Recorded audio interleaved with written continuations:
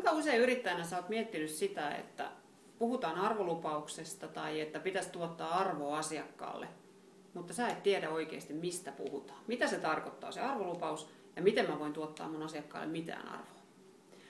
Ensimmäinen asia, mikä sun täytyy pohtia, on se, että mikä on se asiakkaan ongelma. Eli kun sulla on oletus siitä, että sulla on asiakas ja asiakkaalla on oletetusti ongelma, niin mikä se ongelma on?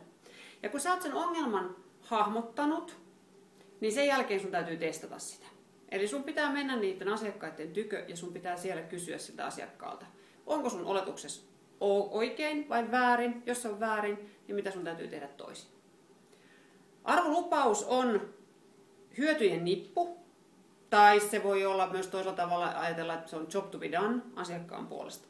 Ne kaksi asiaa, kun pystyt hahmottelemaan itsellesi kirkkaaksi, niin arvolupaus alkaa olemaan kasassa. Mutta sä et voi tietää niitä hyötyjä, mitä sä voit asiakkaalle luoda, jos et sä tiedä, että mikä se asiakkaan ongelma on. Ja sen takia on kaksi asiaa, mitä me haluttaisiin antaa sulle nyt vinkkinä. Kun sä lähdet miettimään sun arvolupausta, niin ensinnäkin ole valmis menemään kysymään monelta ihmiseltä, monelta asiakkaalta. Ei riitä yksi, ei riitä kaksi. Mitä useammalta, sen enemmän sä opit. Toinen asia, minkä mä haluan sulle sanoa, on se, että kysy miksi. Eli kyseenalaista myös sen asiakkaan näkemys siitä, mikä hänen ongelmansa on.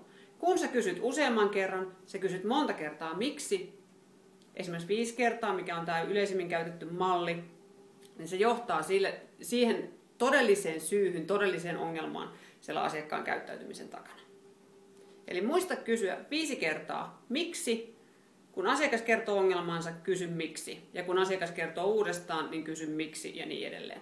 Ja toisaalta muista kysyä riittävän monelta.